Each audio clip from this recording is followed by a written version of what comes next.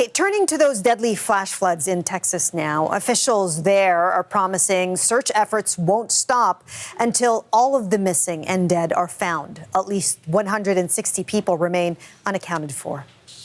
We have spotters on the ground, so as this material is being removed, we are looking for anything of a sign of a person that may be within this material.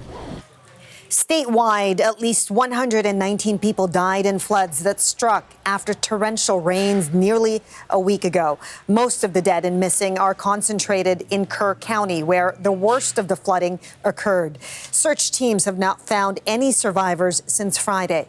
Emergency officials continue to deflect questions about why the area, known locally as Flash Flood Alley, wasn't more prepared. And Katie Nicholson has been following the latest for us from Comfort, Texas. So, Katie, the Texas governor is looking to have a special session looking at flood readiness. Tell us more about that. Yeah, this is going to go on July 21st. This afternoon, he announced a slew of initiatives that they are going to be looking at. This is all based in the criticism that they have received since Independence Day about what happened here. There have been criticisms that people didn't get warnings in their own community or enough of a heads up that they needed to move, and whether or not the systems are robust enough, whether people should be getting messages on their phones in each of these areas. And one of the things that they will be looking at is sort of what works. And one of the areas or one of the places where they've had an example sort of brought up again and again since this happened is right here in Comfort, Texas. That's why we're here today. This is the fire hall here, and just behind me, I don't know if you can make it out because it's quite bright, but there's a sort of a yellow siren up at the top of that building.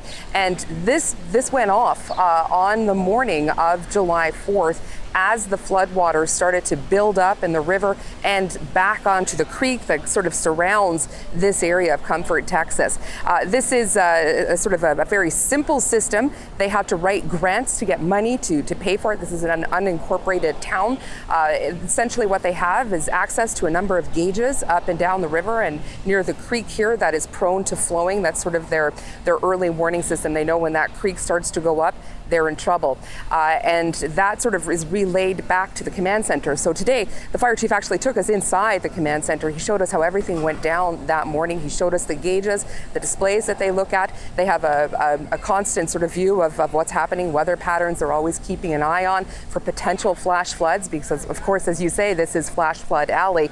And they then basically just press a button that they have inside that sounds this alarm. The siren has got 2 posts, so there's one here and then there's one at a park that essentially alerts everybody who's here that it's time to potentially evacuate. And that is a very simple model that, again, people have been referencing pretty much since this happened.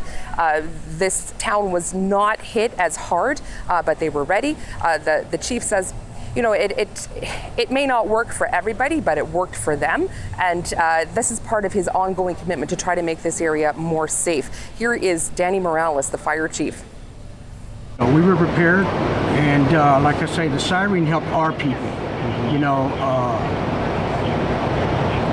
it's better than not having anything, you know, for us. And we're just trying to improve. I lost my granddad in the 78 flood here in Comfort, you know, and ever since then, you know, I've made it a point that, you know, I'm going to try to better our warning systems for our community. So again, Morales says they were not hit as hard here, but their effort really trying to support all of the other searchers, and that's what they've been doing.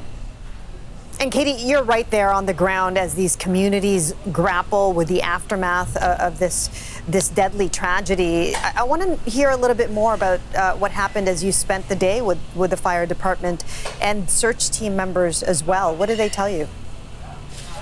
Yeah, they took us out in one of the trucks that they're using. They're transporting search teams up and down the river. It's this sort of high water rescue vehicle. I asked one of the guys who was taking us, Jimmy. He's sort of he's a former military guy. That's why he's driving this truck as a former military truck. I said, you know, this is hot work. How do you keep going? And he said, it's those little girls. It's the children. It's everybody who died. That's what's keeping them driving. And I also spoke to another one of the searchers. She took me down into an area where they had sort of recovered discovered a body a few days ago. They have to go over a lot of this area again because the waters were so treacherous. There's a lot of debris piles. They needed the water to come down and stop before they start going again. This is really hard work for everybody because they are tight-knit. All of these communities are. She's also a pastor. Her name is Katie Rode, and she talked about how it impacted her to learn how many people are still missing. It's really, really heavy. For first responders, our job is generally to go and to help and to render aid and hopefully help resolve. And at this point, we're losing the hope that we'll get to resolve this other than reuniting families with their loved ones so that they can have closure. There's a line in the funeral prayer where we say that God makes holy the resting places of all of God's people. And if you think about it that way, this entire river has become a very holy place because